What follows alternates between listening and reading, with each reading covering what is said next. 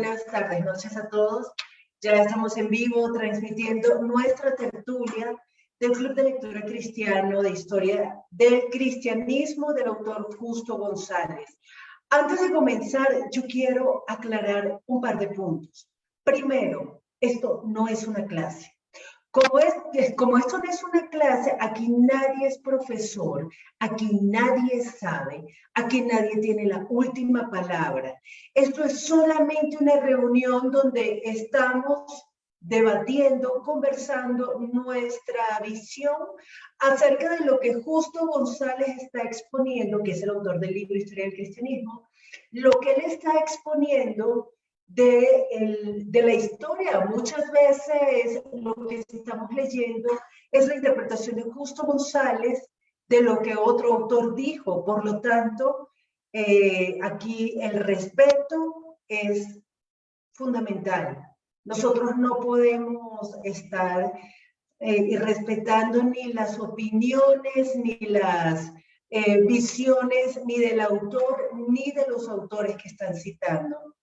Por eso siempre les pido, por favor, mucho respeto con el autor, con los autores citados, con las diferentes formas de fe, porque creo que si algo hemos aprendido a lo largo de la lectura del libro Historia del Cristianismo, es que hay muchas formas de ser cristiano. Hay un solo evangelio, un solo espíritu, un solo Señor, pero muchas formas de ser cristiano.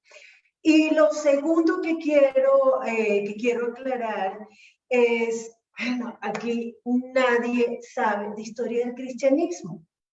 Todos estamos aprendiendo. Por lo tanto, como el debate es sobre lo que dice el libro, pues nosotros nos circunscribimos a la lectura del libro Historia del Cristianismo. La idea no es empezar a citar a los otros autores, empezar a citar otros libros para aclarar dudas. Estamos hablando de historia del cristianismo de Justo González. Y en el marco de este libro es que vamos a hacer los debates. Perdónennos si no aclaramos todas las dudas, porque ese no es el propósito de esta reunión. Entonces, sin más preámbulos, buenas noches Priscila, buenas noches Doribolena, gracias por estar aquí. Y bueno, antes de arrancar lo que nos corresponde hoy entramos a un punto importantísimo del debate. Se llama la cuestión de los caídos, Cipriano y Novaciano. Pero antes de entrar al tema, tenemos que entender qué son los caídos, cuál fue el lío que se armó con todo esto. Así que no sé si Priscila o Doris Bolena, que creo que nos has estado acompañando por Facebook, ¿cierto, Doris? Entonces, si alguien quiere hacer un comentario, por favor, adelante, antes de que yo empiece a encadenar. Dale, Pris. Hola, buenas tardes a todos. Bueno, sí, varios comentarios. Estamos entrando en el siglo III de la historia del cristianismo y pues venimos de una época de relativa paz en el siglo II, en donde las persecuciones estaban empezando a ser como muy específicas, muy selectivas. Las persecuciones se hacían a aquellos solamente a los que acusaban y no como de manera masiva. Estuvimos revisando el pensamiento de varios apologetas del cristianismo, a los que se les llama también como padres del cristianismo, ¿sí? Padres del cristianismo, padres de la fe. Padres de la iglesia. Padres de la iglesia, padres de la fe, era Abraham. Bueno, y entonces estuvo muy chévere porque estuvimos repasando como que cada uno cómo exponía la defensa de la fe. Vimos a Ireneo, a Orígenes, a Tertuliano. Nos asomamos de manera muy concisa, pues porque es historia del cristianismo y no estudio el pensamiento de los padres de la iglesia. Entonces fue como muy somero, pero estuvo muy chévere conocer cómo ellos defendían su fe en tiempos de persecución.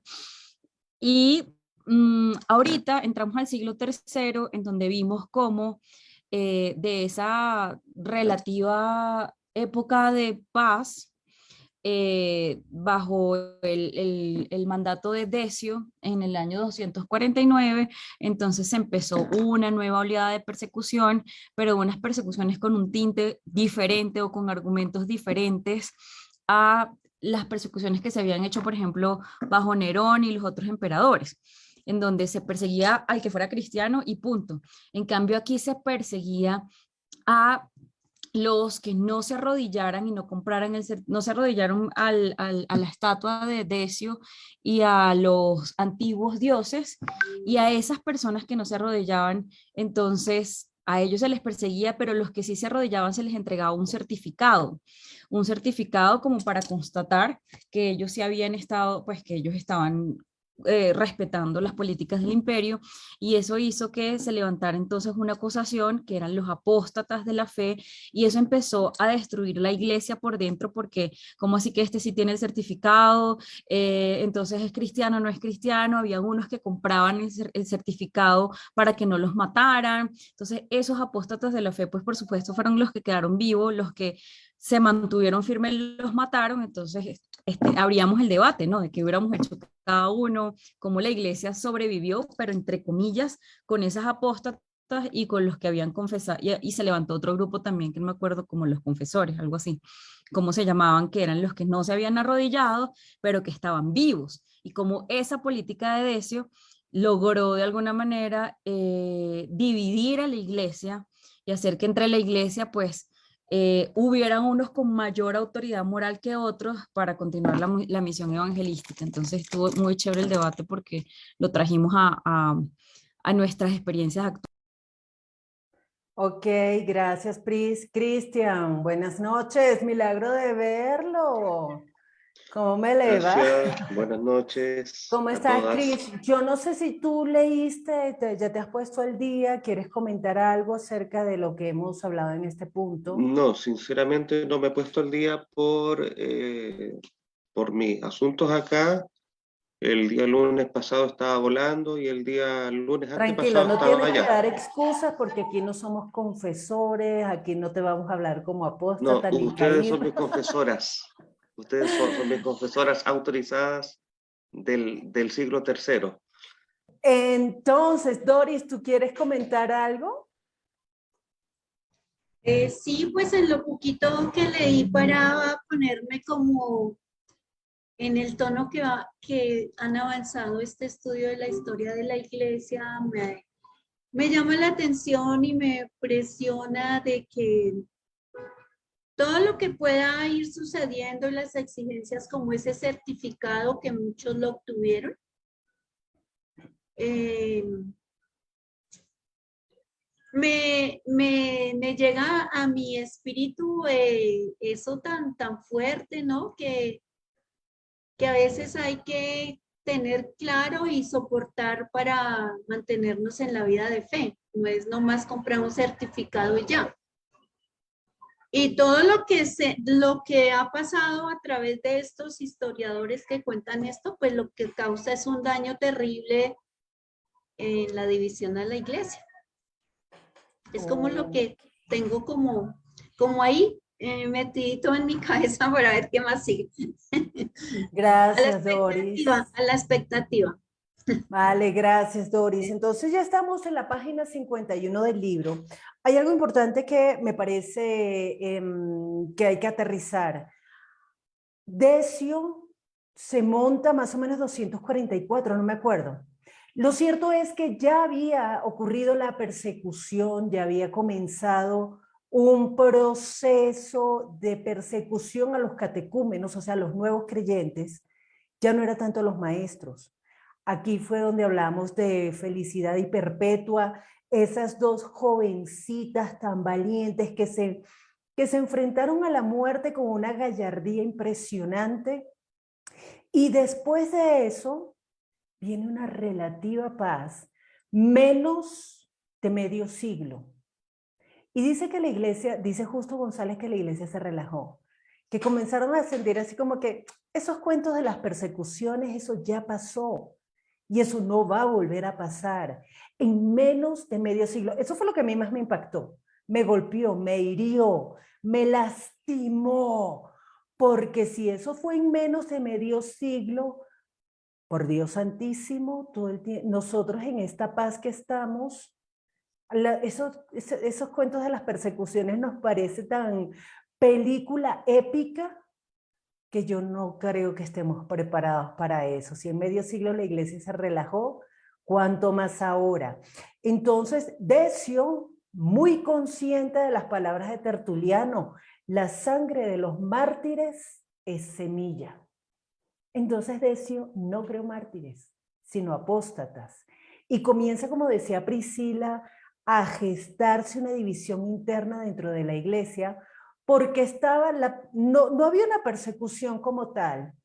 Es sencillamente como si dijeran ahora, si usted no tiene el certificado de declaración de renta, pues usted va a ser encarcelado y punto. Entonces aquí era un certificado de declaración de yo quemé incienso ante los dioses, ante la estatua del emperador. Yo quemé el incienso, punto. Aquí está el certificado, listo, siga ciudadano, gracias. Pero los que no quisieron quemar incienso tenían dos destinos. Uno, el martirio.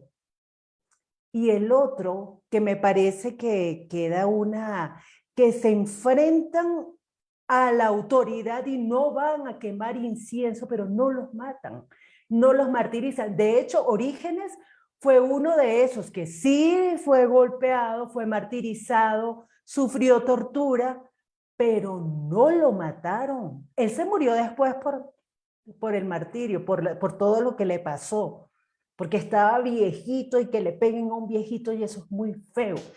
Pero eso le pasó a él. Pero hubo muchos que sobrevivieron al martirio, hubo muchos que no fueron martirizados. Y me parece importantísimo aclarar esto porque alguien me decía que no entendía el tema de los confesores. Y aquí, entender que es un confesor es vital para entender la siguiente parte. Por eso quiero pedirle a Doris Bolén, ¿estás lista? ¿Lista, campeona? ¿Lista? Nos vamos a la página 51, porfa. De hecho, la página 50. No, 51. Entonces, porfa, mira, está el primero, segundo, tercer párrafo. Puedes leer, porfa, el tercer y cuarto párrafo que empieza diciendo: todo esto dio origen a una nueva dignidad en la iglesia. Espérate. Yo me espero, pero tampoco se ponga brava. No, no me digas así que yo no estoy brava. Siempre me dicen lo mismo. Bueno, ¿me pusiste la pantalla? Sí, señora. Yo no, Priscila. Yo tengo el libro descargado. Listo, bueno, léelo entonces. Entonces, no, voy a leer que, gracias, Pris, lo que subrayaste. Sí, señora. Bueno, todo esto dio origen a una nueva dignidad en la iglesia, la de los confesores. Hasta entonces, quienes eran, ahí aparece una cosa encima que no me deja ver. Hasta entonces, quienes eran llevados ante los tribunales y permanecían firmes en la fe, terminaban su vida en el martirio. Los que sacrificaban ante los dioses eran apóstoles, pero ahora, con la nueva situación creada por el edicto de Decio, apareció un grupo de aquellos que permanecían firmes en la fe, pero cuya firmeza no llevaba a la corona del martirio. A estas personas que habían confesado la fe en medio de las torturas se les dio el título de confesores. Ya entendí. Bueno, la persecución de Decio no duró mucho. En el año 251, Galo sucedió a Decio y la persecución disminuyó. 6 años más tarde, bajo Valeriano, antiguo compañero de Decio, hubo una nueva persecución. Pero cuando en el año 260 los persas hicieron prisionero a Valeriano, la iglesia gozó de nuevo de una paz que duró más de 40 años. A pesar de su breve duración, la persecución de Decio fue una dura prueba para la iglesia. Esto se debió no solo al hecho mismo de la persecución, sino también a las nuevas cuestiones a que los cristianos tuvieron que enfrentarse después de la persecución. Gracias, Doris. Entonces, pregunto, no sé si quedó claro quiénes eran los confesores. ¿Nos queda Sí, claro? sí, sí, quedó claro. Pues los que confesaban que creían en Jesucristo, pero que no los habían matado, pero sí sufrieron o sea, sí sufrieron tortura, pero no los mataron. Entonces, Como no los mataron, por eso pudieron confesar. No, Sí, pero imagínense esa genialidad de Decio, ¿no? sí. Yo voy a Priscila la mato, a Doris Bolena la torturo, pero no la mato. Ujú. A Cristian ni lo torturo ni lo mato, pero, o sea, pilas, la presión psicológica, ¿no? Esto era así, sí, yo creo. Ah, pero Adriana Pedrosa se asustó y dijo, no, yo no creo, yo no. Cristiana, lo que se dice cristiana, no, tampoco. Yo me voy a reunir con esos locos, pero no, ¿dónde es que hay que quemar incienso? Entonces, si a Priscila la mataron y los otros dos quedaron vivos, pues, ¿cuál era el verdadero problema ahora de la iglesia? Entonces, Cris, no sé si quieres hacernos los honores de leer los dos últimos párrafos antes de comenzar con la cuestión de los caídos.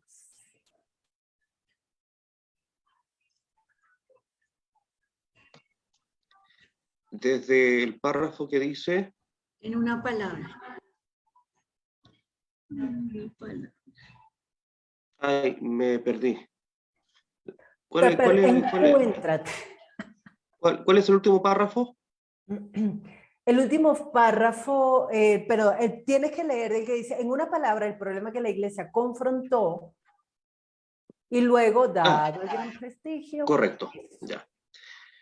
En una palabra, el problema que la iglesia confrontó era la cuestión de qué hacer con los caídos, con los que de un modo u otro habían sucumbido ante los embates de la persecución. El problema se agravaba por varias razones. Una de ellas era que no todos habían caído de igual modo o en igual grado. Difícilmente podría equipararse el caso de quienes habían corrido a sacrificar ante los dioses tan pronto como habían oído acerca del edicto imperial con el de los que se habían valido de diversos medios para procurarse certificados, pero nunca habían sacrificado. Había otros que, tras un momento de debilidad en el cual se habían rendido ante las amenazas de las autoridades, querían volver a unirse a la iglesia mientras duraba todavía la persecución, sabiendo que ello probablemente les costaría la libertad y quizá la vida. Dado el gran prestigio de los confesores, algunos pensaban que eran ellos quienes tenían la autoridad necesaria para restaurar a los caídos a la comunión de la iglesia. Algunos confesores, particularmente en el norte de África, reclamaron esa autoridad y comenzaron a desempeñarla. A esto se oponían muchos de los obispos, para quienes era necesario que el proceso de restauración de los caídos se hiciera con orden y uniformidad, y quienes por tanto insistían en que solo la jerarquía de la iglesia tenía autoridad para regular esa restauración. Por último, había quienes pensaban que toda la iglesia estaba cayendo en una laxitud excesiva y que se debía tratar a los caídos con mucho mayor rigor. Gracias, Cris. Entonces, antes de entrar a la cuestión de los caídos, Cipriano y Novaciano, ¿tenemos claro cuál era el problema o alguien siente que necesitamos discutirlo? Yo necesito, Adrianita, yo no entiendo quiénes eran los caídos. Ah, usted no entiende quiénes eran los Gracias. No, caídos. no tengo ni idea. Listo. No sé si Priscila o Cristian quieran comentarle a Doris Sí, claro. quiénes eran los caídos. Claro que sí. Entonces, estábamos viendo la semana pasada que el emperador Decio puso un decreto de persecución contra los cristianos para que todo el imperio se tenía que arrodillar ante los antiguos, o sea, poner incienso, adorar a los antiguos dioses y a la estatua de él mismo, o sea, del emperador Decio.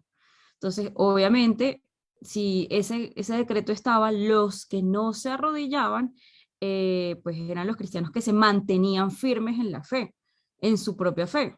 Pero los que se arrodillaban compraban un certificado falso para que demostraran que sí Ajá. se habían arrodillado, o sea, que sí habían hecho el incienso. Entonces a ellos se les decían los caídos, porque cayeron de su fe. Se suponía que tú no puedes adorar a otros dioses, pero estos que temieron por Mm, su vida y por el martirio para no exponerse a las torturas ni nada de eso, entonces ellos compraban el certificado o quemaban el incienso. Entonces dentro de la iglesia le decían, ellos cayeron, ellos son apóstatas, apostataron de la fe. Entonces a ese grupo se le llamaban los caídos. ok, Clarita. gracias, Pris. Clarísimo. Listo. Ok, creo que es importante. Hola Clarita, buenas noches. Creo que es importante aclarar algo, y lo está diciendo justo González. Hubo algunos que quemaron incienso a la primera.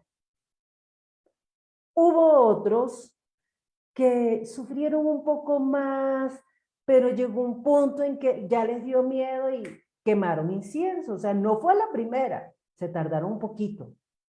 Hubo otros que no quemaron incienso, pero para evitar el martirio compraron certificados falsos.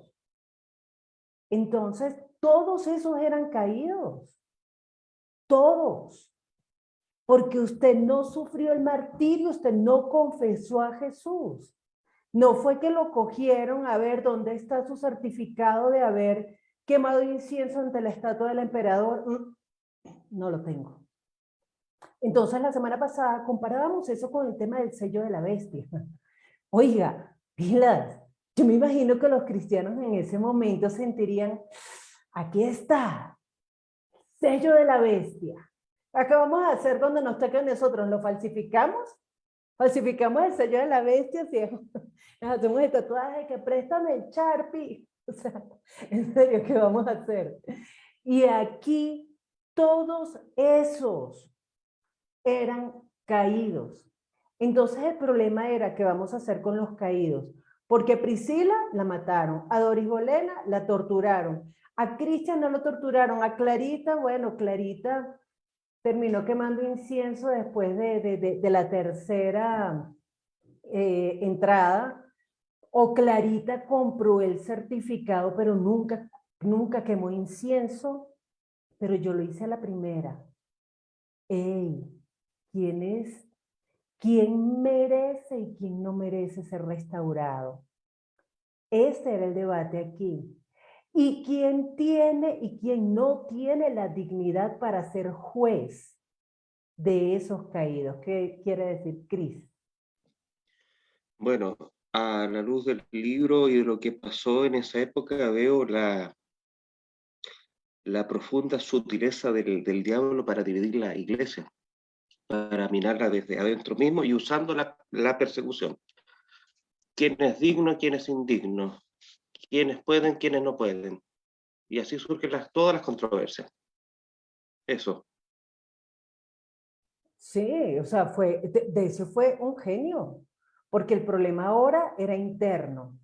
Ya no era el miedo a la persecución, ya el miedo era dentro de la propia iglesia. ¿Puedo volver? Y entonces aquí es donde entramos ya al tema de Novaciano y Cipriano. Pris, tú porfa nos quieres hacer los honores leyendo Sí, un primero, segundo y tercer párrafo, porfa. listo. Acá se los tengo en la pantalla para que todos leamos también. La cuestión de los caídos, Cipriano y Novaciano.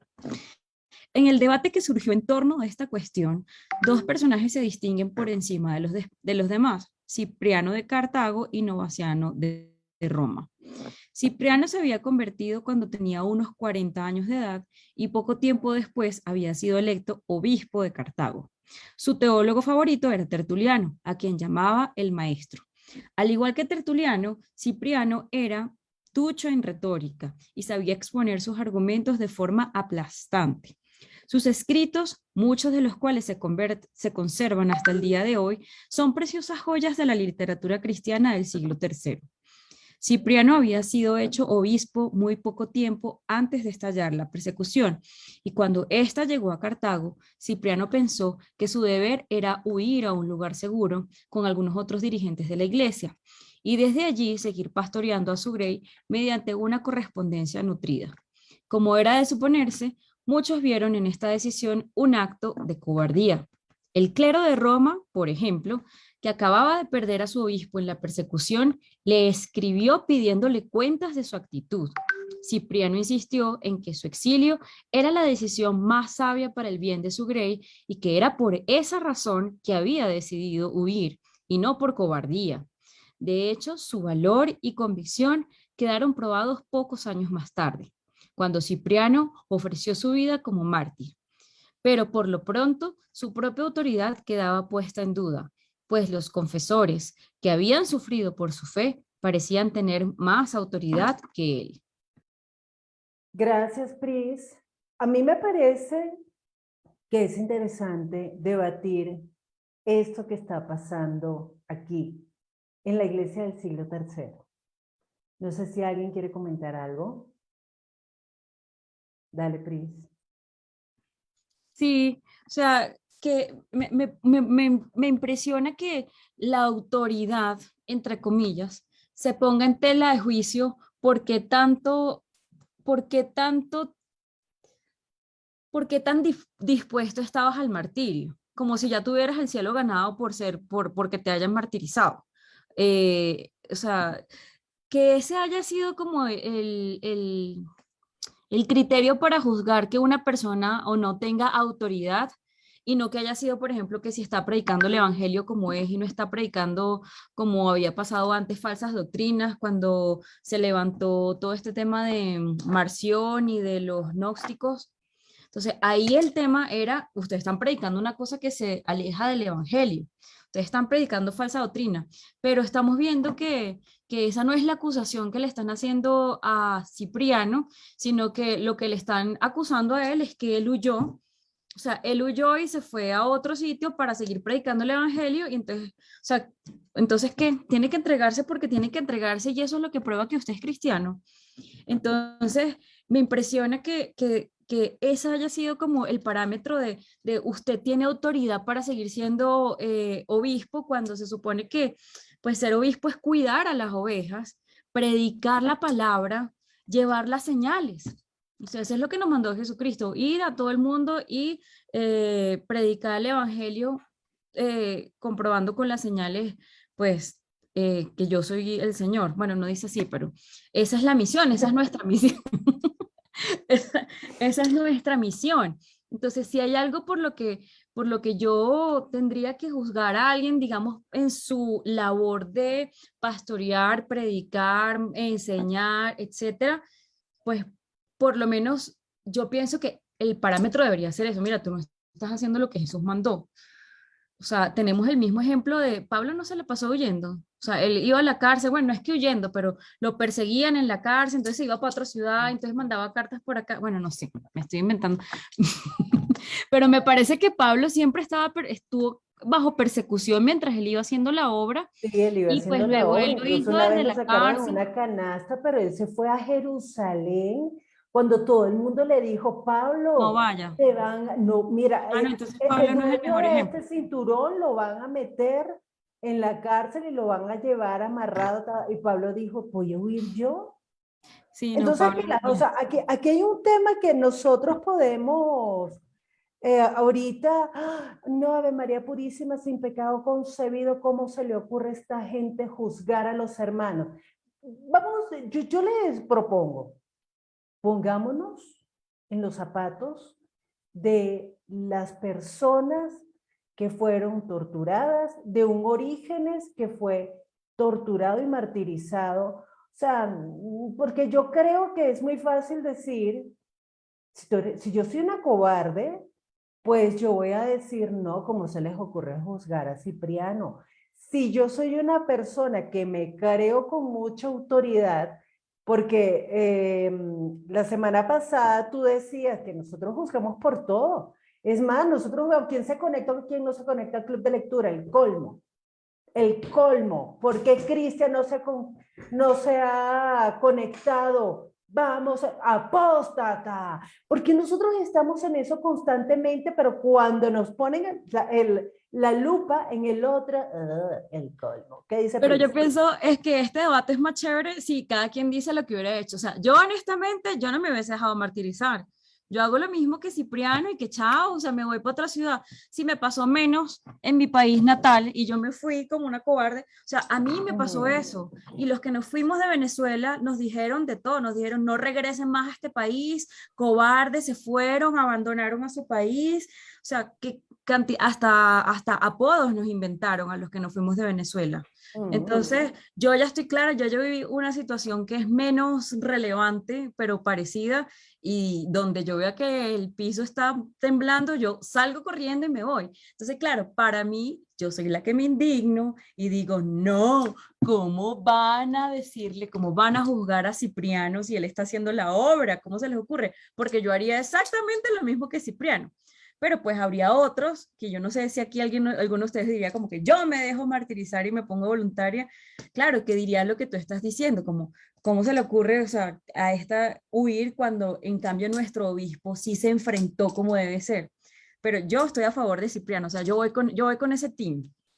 Ok, ok, y esto, o sea, nosotros tenemos que sincerarnos en este punto, porque a mí me da mucha risa esto que está proponiendo Priscila. Bueno, ¿quién huiría y quién no? Eso es como preguntar, ¿tú qué harías si te roban a punta de pistola?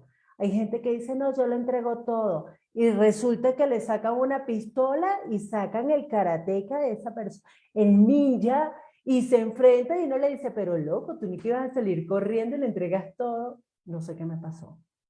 Porque yo puedo decir aquí, yo me hago matar. Y cuando esté ahí, no, yo no. Me da miedo, porque uno no sabe, uno en realidad no sabe. Pero aquí hay un tema importantísimo. En teoría, pues nadie debería juzgar quién es digno y quién no es digno de volver a la iglesia, porque eso le toca al Señor, no a nosotros. Pero pensemos un momento en la actitud de Cipriano. Nada más por ejercicio intelectual, incluso ejercicio espiritual.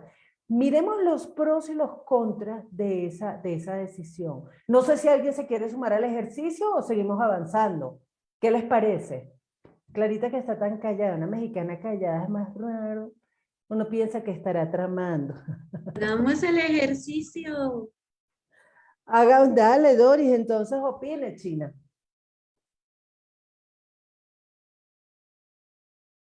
Pero con el micrófono abierto. Pues tanto como hacer el ejercicio, no soy tan experta como en eso, pero pues lo que decía Priscila, pues, pues la misma palabra dice que el Señor quiere misericordia y no sacrificios. O sea, si yo puedo huir de que me maltraten, de que me maten, igual donde vaya hago la obra. Y el Señor Jesús, él mismo se escabullaba y se iba porque le había llegado, él no se dejaba coger para que lo mataran porque aún no había llegado su hora. Yo podía pensar, no, yo todavía puedo dar 10, 20 años, 30 años más para la hora del Señor, entonces yo no me dejo matar, ni yo me voy, me escabullo, como hacía el Señor Jesús. Ok, vale. Gracias, Doris. ¿Qué dice Ujú. Cris? Bueno, yo lo veo, por ejemplo, en el caso de la vida del Señor Jesús de bebé, él tuvo que escapar de una persecución. Movido por el Espíritu Santo, se movió de su tierra, fue a Egipto, mientras duraba la persecución del rey Herodes. Entonces creo que hay que estar en los zapatos de quienes estaban ahí. Y en el siglo III la persecución era recia, o sea, era un asunto que si no perseguían por un motivo, iban a perseguir por otro motivo. Entonces, creo que debemos ajustarnos a esa época y tratar de identificarnos con los personajes, tanto los famosos como los anónimos. Ok. Vale, gracias, Cris. Clarita, ¿tú querías comentar algo? ¿Quisieras comentar algo en este punto? Sí, hola, hola. Bueno, pues todavía no entiendo muy bien porque ya sabes, la mexicana impuntual que llega a mitad de la clase siempre. Pero ahorita me estoy recordando, no sé si tenga algo que ver, ustedes me corrigen, pero no sé cómo les fue en sus países con este tema de la contingencia y quédate en casa y bla, bla, bla.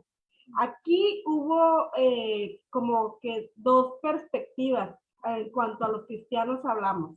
Hubieron los que dijeron, cobardes, ¿cómo nos vamos a encerrar?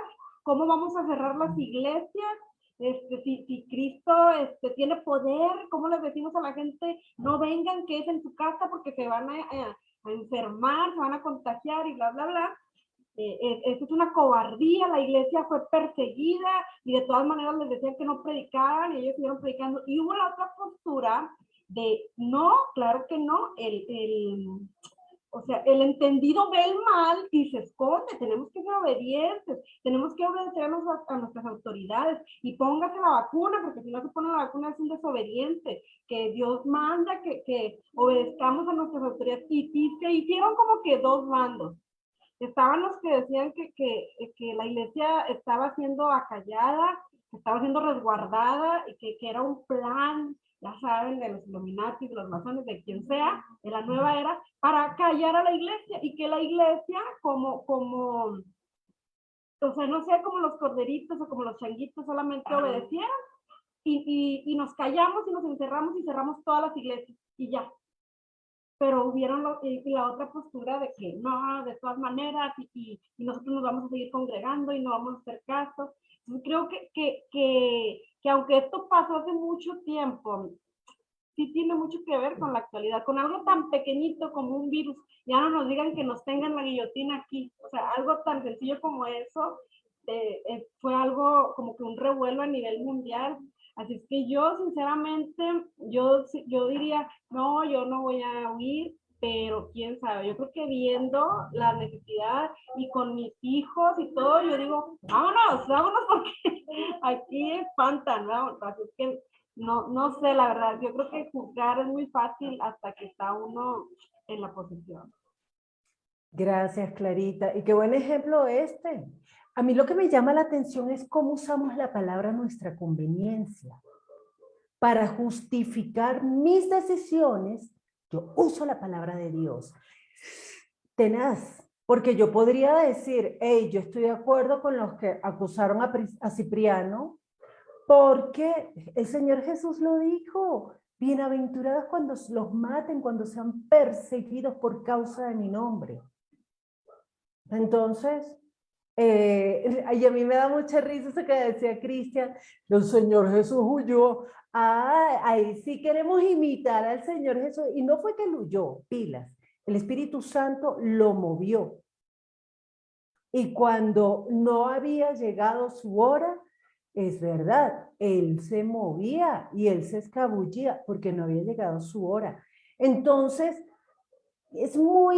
me parece muy sensato que nosotros discutamos, bueno, de repente a Cipriano el Espíritu Santo le dijo, váyase y pastoree la grey a través de cartas. Y por supuesto, si yo soy de los que está con el equipo de Roma, Roma Teams, entonces voy a decir, no me parece que Espíritu Santo, no, sí, el Espíritu Santo lo movió para cobarde. Obvio, cada uno de nosotros va a tener su postura dependiendo de lo que nosotros estimemos o no conveniente. porque y me parece tan peligroso que nosotros usemos la palabra para defender nuestras decisiones, tan peligroso, pero listo, cada uno expuso. Yo no sé qué hubiese hecho, por favor, yo soy la más cobarde.com/Adriana Pedrosa, suscripción gratis. Pero en un momento de persecución, ¿qué haría? ¿Huiría? ¿Me enfrentaría al martirio? Pues no tengo ni la menor idea. Pero entender la postura de cada grupo me parece muy importante. Clarita, ¿tú levantaste la mano o son ideas mías? Sí, solo un comentario bien breve con respecto a lo que decíamos, que solemos hacer mucho eso. Sacamos un texto de contexto y lo usamos de pretexto para nuestra conveniencia. Así es, que dice Pris. Que sí, lo del Espíritu Santo, el argumento del Espíritu Santo me lleva, me impulsa, me trae, es un argumento delicado y no mucha gente lo puede entender. O sea, yo digo, no es que el Espíritu Santo me dijo que huya. Ah, sí, claro. O no es que el Espíritu, pero yo creo que no, es imposible o es muy difícil que tú te enfrentes a un martirio por el nombre de Jesús sin el Espíritu Santo. O sea, los que no habíamos leído incluso en la historia del cristianismo en el siglo II, que cuando empezaron a las persecuciones así indiscriminadamente, había gente que decía, bueno, yo me voy a postular para las torturas, yo me voy a postular para el foso de los leones. Y cuando ya estaban, ya los soltaban, decían, no, no, no, o sea, se arrepentían, ¿sí?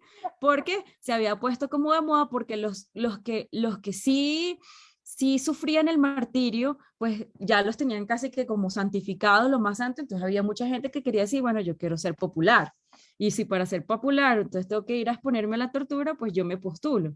Y cuando llegaba la hora de la verdad, huían.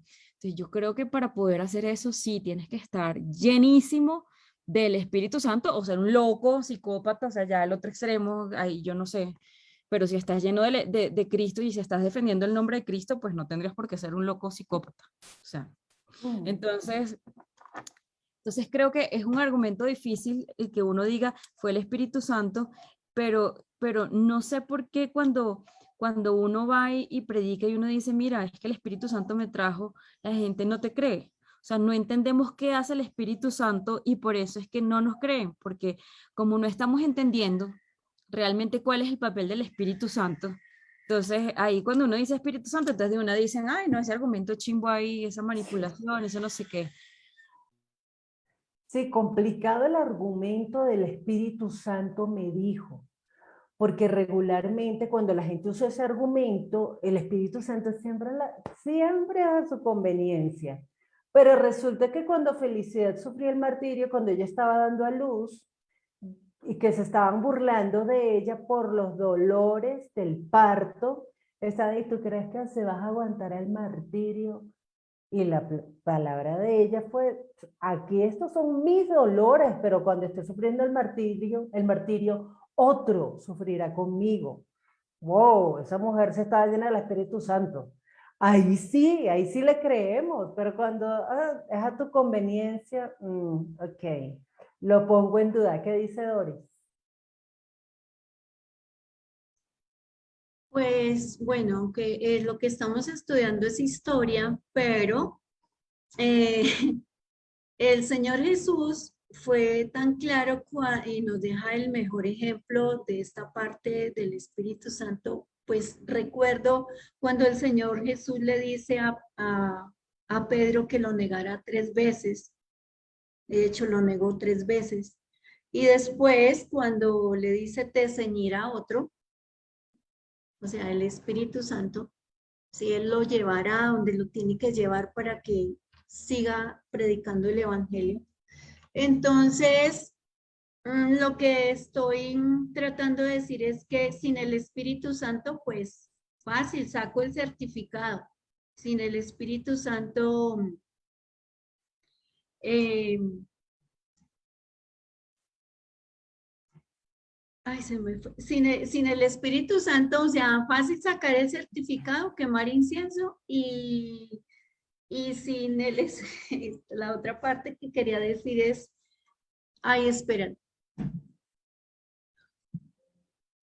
Pues sin el Espíritu Santo fácil, entonces que me marque la bestia. Ok. Suena como fuerte, pero pienso que sin el Espíritu Santo nuestra vida de fe no podríamos ni llegar a la iglesia, ni siquiera al culto, o levantarnos un poquito más temprano a orar. Sin el Espíritu Santo no creo que podamos llegar, vencer toda esa parte y que nos lo enseña la misma historia, ¿no? De lo que estamos viendo, qué ha pasado con los que sí se mantienen, con los que no se mantienen, con los que causan división, con los que no causan división. Ok, gracias Doris. Entonces, bueno, esta es la realidad, esto fue lo que pasó con Cipriano. Cipriano huyó, él no quemó incienso, él no compró un certificado falso, él simplemente huyó, porque en su razonamiento era mejor hacer eso y pastorear a su grey por cartas. Ay, la martirizaron, Ceteca. Te mataron a tu hijo en el martirio. Qué vaina. Y así, y listo, y resolví.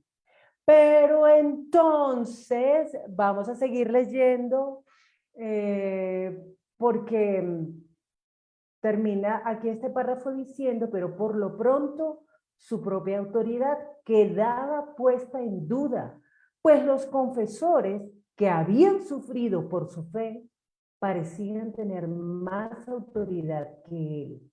Priscila dijo algo que a mí me parece un tema de discusión. ¿Acaso haber sufrido por Jesús le da a alguien más autoridad que el que está predicando? A mí eso me hizo mucho ruido, yo no sé si a alguien más le hizo ruido, pero yo me quedé así como con un tic nervioso. Sufrir por Jesús, sufrir la persecución, sufrir el martirio, le da a alguien más autoridad que a otro que está pastoreando la grey de lejos, huyendo a la persecución. Priscila dice, no. ¿Quién dijo que la persecución, que sufrir por causa del evangelio le da a alguien más autoridad que el otro que está predicando? No sé si a ustedes les parece que es un tema digno de debate o seguimos avanzando. ¿Qué dice Pris? ¿Qué digo, Cris? Cristian. Yo creo que no es ninguna autoridad. Sufrir más, sufrir menos, todos en algún momento van a sufrir algo por causa de Cristo. Más la suerte que hayan tenido que enfrentar tortura y todo, era el rigor de la época, y algunos fueron librados. Bueno, Dios sabe que quizá bajo persecución iban a decir hasta garabatos, o bajo la tortura, así que creo que no es ninguna autoridad. Pero sí entiendo que por el rigor de la época y viendo los niveles de apostasía, muchos se alarmaran y tomaran partido de esa forma. No lo comparto, pero aún así trato de colocarme en esos zapatos también. Ok, entendamos algo. El problema se desató. Entonces estaban los caídos, los que huyeron, los que quemaron incienso, los que compraron un certificado, y estaban los que sufrieron el martirio. Entonces, la realidad era que la gente quería volver a la iglesia. Buenas, ¿cómo están? Ay, qué lindo. No, bueno, lo que pasa es que ya, ¿sabe qué? Ya yo se me quiero volver a congregar. Y la comunidad eclesial estaba, este desgraciado que quemó incienso, este otro que huyó. ¡Ah! ¿Cómo se le ocurrió huir y dejar a la gente? Al otro, este compró el certificado falso, el otro quemó incienso. Entonces, está la realidad del problema. Y la realidad es que hay que resolver el problema, hay que hacerle frente al problema, y habían dos grupos que reclamaban la autoridad para decidir quién podía volver y quién no. Unos eran los confesores, los que habiendo sufrido no terminaron muertos. Otros eran los obispos, pero resulta que tenemos un obispo que huyó.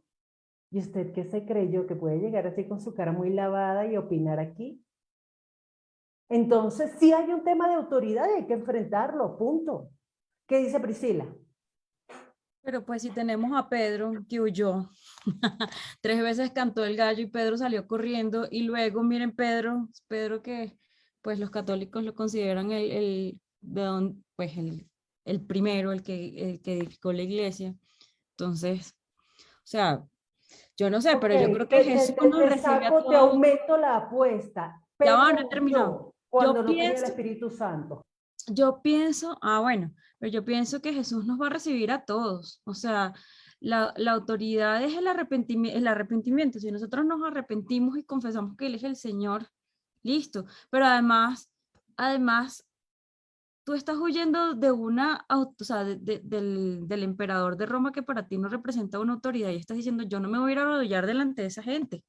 Punto. Para mí es más importante pastorear mi iglesia y si esa iglesia, y si para poder hacerlo, pues me tengo que ir a otro lado, lo hago por cartas, listo. O sea, a mí una gente no es el que me da a mí la autoridad para hacer iglesia o no. A mí el que me da autoridad para hacer la iglesia es el mismo Jesús que me hizo miembro de su iglesia cuando yo decidí creer en él. Entonces, estoy un poco de acuerdo con el argumento de Cristian de la autoridad no me lo da un otro como yo, en base a sus obras, o sea, vamos a competir por las obras, no. La autoridad que me da a mí el predicar la palabra de Dios viene de Jesús, cuando Él nos delegó esa misión y nos dejó a su Espíritu Santo. Entonces, claro, unos dirán, bueno, pero casi el Espíritu Santo otra vez volvemos a ese mismo debate. ¿El Espíritu Santo te mandó que te fueras? Yo puedo decir sí. Yo sentí que me tenía que ir y mantener a la grilla ya, porque si no, ¿quién lo va a hacer? Si todos nos entregamos, entonces, ¿qué? ¿Se acaba la iglesia? A ver, o sea, yo podría discutir con eso, y entonces ellos, ¿qué me van a decir? Yo digo, a mí eso me lo dijo el Señor, y entonces al que le dijo que sí se tenía que morir, bueno, tiene un tratamiento personal con el que decidió ir a entregar su vida, y muy bien, porque también está dando testimonio del Señor. Entonces, es un debate que es fuerte, o sea, pero yo estoy como más por el argumento de Cristian de la autoridad, no me lo da pues unos hermanos. Claro, nosotros entendemos aquí, o sea, ya después de que ocurrieron los sucesos, nosotros en la comodidad de nuestros hogares a través de Zoom, estamos diciendo, no, el Espíritu Santo, punto. Pero pilas, estoy tratando de pensar, de anticiparnos a que esto podría eventualmente repetirse en la iglesia.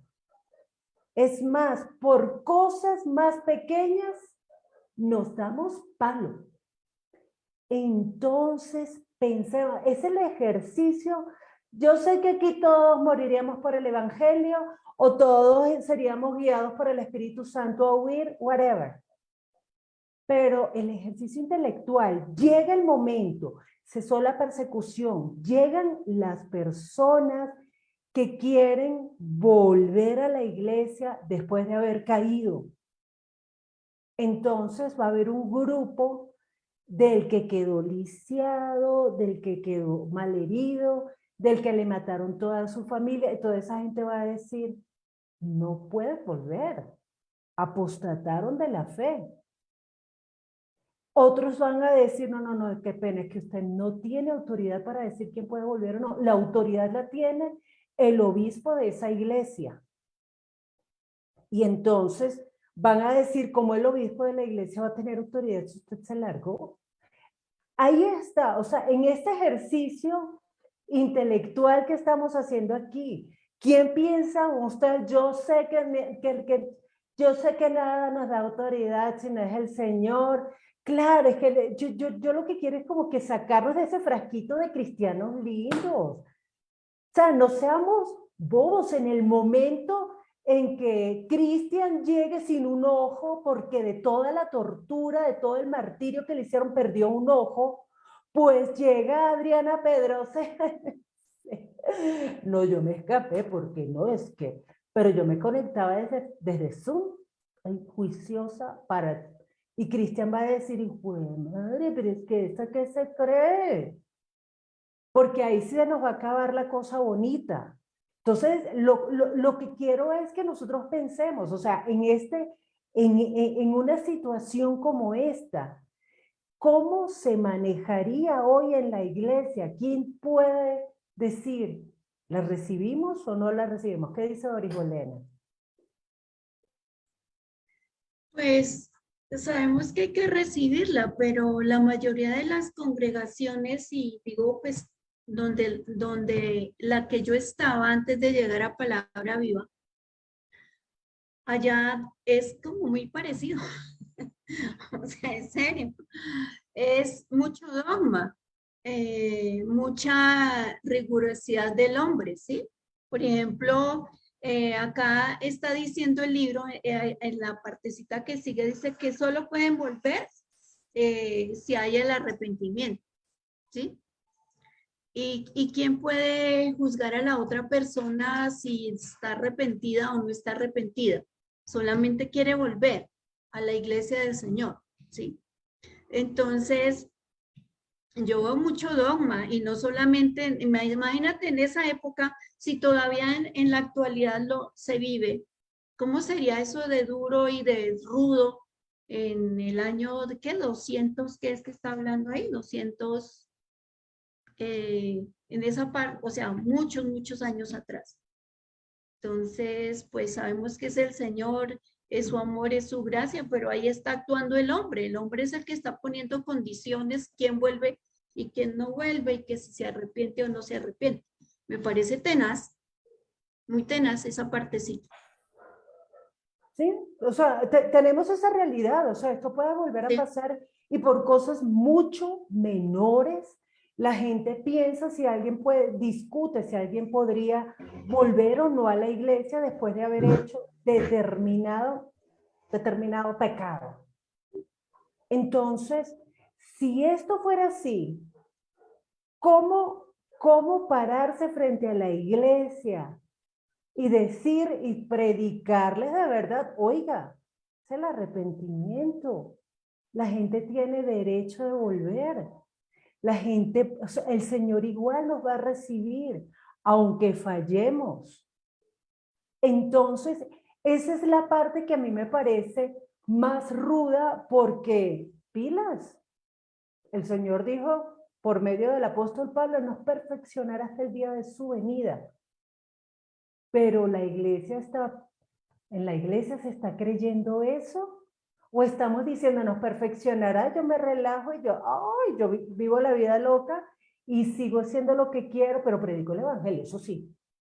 Yo predico el evangelio, sigo viviendo mi vida, pero el Señor me perfeccionará, ahí veré. ¿Qué dice Pris? Bueno, y la otra cosa es que mi opinión personal es que Cipriano nunca dejó a la iglesia. O sea, él siempre fue un miembro de la iglesia, aunque estuviera de lejos, pero él es miembro de la iglesia, creer en Jesucristo. Entonces el estatus de ser de la iglesia o no, o sea, no te la da que tú estés en tu iglesia local y luego te vayas a otra, no. O sea, estás siempre en la iglesia si siempre estás creyendo y haciendo lo que el Señor te pidió. Entonces, como eso ahora no va a volver, o sea, eso es lo que le dice un poco lo que sale aquí en la historia. Entonces, ¿cómo así que ahora usted va a volver? No sé qué. Bueno, pues yo nunca me fui. Yo siempre he sido iglesia, siempre he pertenecido al miembro de Cristo y él nunca me ha sacado de su cuerpo. Entonces, un poco eso es lo que yo estaba pensando. Yo no creo que Cipriano haya dejado de ser iglesia por el hecho de haber cambiado de lugar. Al contrario, se mantuvo allí pastoreando a la gente, dándole ánimos, dándole fuerzas para continuar. Habría que leer las cartas para ver qué era lo que les decía, pero me parece como un punto de vista distinto, porque pues uno lo que suele pensar es como que, ay, si ya yo no me estoy congregando con, no sé, con Doris y Cristian y Adriana aquí en este lugar, sino que ahora estoy allá y mandando cartas y con otra gente, ay, ya usted no pertenece a la iglesia, pero pues eso no es así. Ok, vale, son las 7 de la noche, se nos acabó el tiempo y yo los invito a revisar nuevamente el texto, a entender cuál era el problema que se estaba suscitando aquí, porque eso es un problema que definitivamente no va a parar y eso es un problema que seguramente se repetirá porque, por lo que estamos viendo, la historia se repite, el eterno retorno nietzscheano. Doris, no te puedo dar la palabra porque ya son las 7 de la noche y nos toca terminar la reunión. Gracias a todos por acompañarnos, un abrazo grande. Que Son las Señor 8 en los Chile. bendiga. Se me quedó la mano levantada, discúlpame, ya la va. Te vuelvo a aceptar. Listo. Un abrazo a todos, chao.